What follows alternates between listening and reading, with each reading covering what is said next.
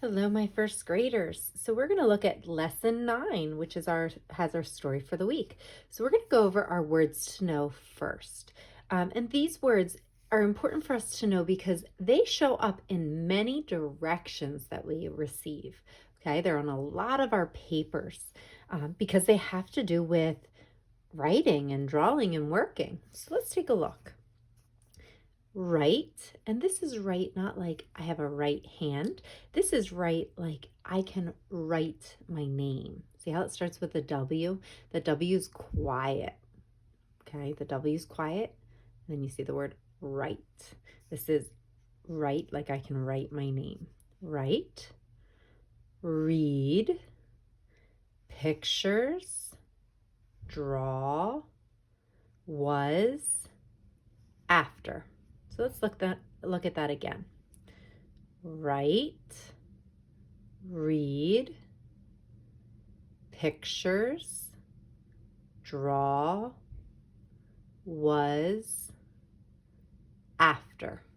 All right, so these are in our book that are important to know because we use a lot of them. We use write in our directions all the time, like write your name. Read, like you have to read something. See the E and the A in the word read? That makes the E sound. Read, read. Pictures. Okay, if you're having trouble with pictures, if you cover up the S, you say picture, and then pictures means more than one. Draw, right? Like draw pictures. Was, this is a popular word. It shows up everywhere in our reading. Was, after. All right, make sure you study those words this week. They are important. So, our story for the week. Our story for the week is called Dr. Seuss. It's written by Helen Lester. Now, I know as soon as you see Dr. Seuss, your mind goes and thinks about all the Dr. Seuss books that you have heard, watched, read. Okay, so this story is not a Dr. Seuss story. This story is a story written about the man Dr. Seuss. So it's not going to be one of his stories this week. It's going to be learning about the person who wrote all those books. Okay, so Dr. Seuss wrote books like The Cat in the Hat and Green Eggs and Ham and One Fish, Two Fish. But Dr. Seuss was a real person.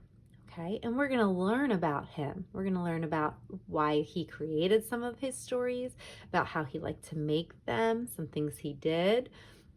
So we're going to learn about the man, Dr. Seuss, the man who wrote all those cool books. So this story this week is called a biography. It means a biography is a true story, and it tells about real events about a real person. So Dr. Seuss is a real person, and we're going to learn about his life. So biography is when somebody decides, hey, I really like this person. I want to write about them. Maybe they don't like the person, but they decide to write about them. Okay, so that's what makes it a biography. And it's true. It's a true story. So if you want to read about Helen Lester, you can. On Think Central, you can click on the speakers to listen. Dr. Seuss. Here is Dr. Seuss. You can call him Ted. His mom and dad did. So this is Dr. Seuss, or Ted. That's his real name, because Dr. Seuss is a silly name, isn't it? Right? So sometimes when people decide to write books, they decide to make up a different name. And he thought Dr. Seuss sounded funny, and so he used that. But his real name is Ted. Ted was a funny man. So there he is again with some of the creatures that you might have seen in his stories, right? Look how silly they look. And Ted was funny. I guess you have to be funny, right? If you're making silly Dr. Seuss stories. Ted would draw pictures. Did you see him drawing his pictures? There's his desk. Look at all the things he used to draw. He has a lot of pencils and pens. It looks like he used colored pencils. Here is a fun picture. Did you see his picture?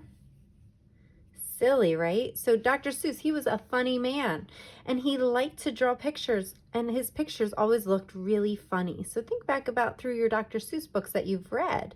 You might have seen this. I believe this might be from Yertle the Turtle. And when he draws his pictures, they always look silly. His characters in his stories look silly. Okay, they're always a little goofy. Right? He likes to draw funny looking pictures. Ted would write too. Ted wrote The Cat in the Hat. The Cat in the Hat was a big hit. Okay, so big hit means it was very popular. Look at all the different things that have come from The Cat in the Hat. People buy their books, but they also put The Cat in the Hat on many other things like make dolls and lunch boxes and hats for kids to wear and mugs. So not only did Ted draw pictures to stories, he also wrote them. So The Cat in the Hat is one of the ones that he wrote. Can you find the cat in the hat? Look at the stamp. Do you see that? Do you see it? Yeah, there he is. Okay, and it says Theodore Seuss Giselle. Okay, and so that is his Theodore Giselle is his real name, but we call him Dr. Seuss. Okay, and Ted is short for Theodore. You see the cat in the hat? There he is. These are some of the other characters he has created over the times. You see the Grinch. Right? Look how silly they look. Very silly, right? Think about the Grinch. A very silly character. Right? So he liked to draw those funny pictures. Look at this. This guy's biting his toe. Ted had many big hits after The Cat in the Hat. So you have the Lorax, One Fish, Two Fish, Red Fish, Blue Fish, Yertle the Turtle, Green Eggs and Ham. So if you've read any of these stories, you know that these stories are very silly. Right? He writes silly stories. His pictures, look at all his pictures. They all look very similar. He has that same style. He always uses those pencils. You always see the little lines from the pencils that he used to draw his pictures.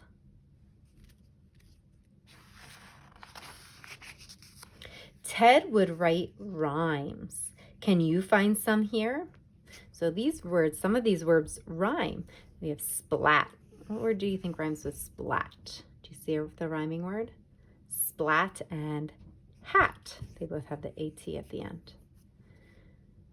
Smell. Do you see one that has the rhyming for smell? Smell and bell. Sled and red. Okay, those are rhyming words. They have the same, rhyming means they have the same ending sound. So he would use rhyming words in his stories. It was fun to hear Ted read. So there's Ted. He's reading to kids at a library.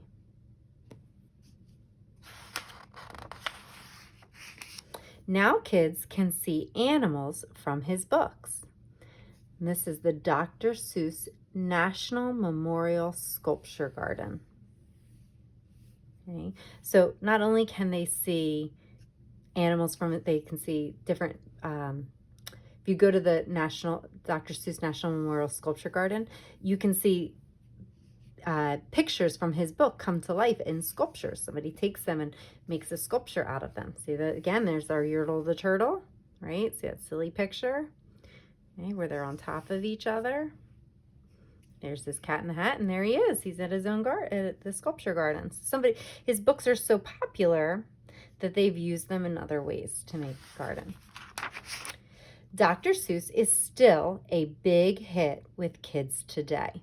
So big hit with kids means he's still popular today. So you probably have listened to some of Dr. Seuss's stories before. Okay, so here's some of the books that he created. Horton Hears a Who. Okay, so you might have read some of his stories or had somebody read them to you. So again, just to review, Dr. Seuss, right, or Ted, as we know he is called in this book, Ted wrote many different stories. He always has funny pictures because he's a funny man. He likes his funny pictures. He always draws those pictures. You never see a Dr. Seuss book with photographs, right? They The stories rhyme. A lot of his stories rhyme. Not all of them. We're going to talk a little bit later on this week about some stories that use alliteration or tongue twisters, but they're rhyme and they're always silly. You never really see a serious Dr. Seuss book, do you? They all have some sort of silliness, and that is because, like we read in the beginning, that Ted, remember what they said? Ted was a funny man. Okay, so he's a funny man. He likes to write funny stories. They're always funny or a little bit silly. Well, I hope you enjoyed this. If you look in our Google Classroom at our book room, you will see a ton of Dr. Seuss books that you can click on and listen to. Because who doesn't like a Dr. Seuss book? All right, enjoy listening to different stories by Dr. Seuss this week.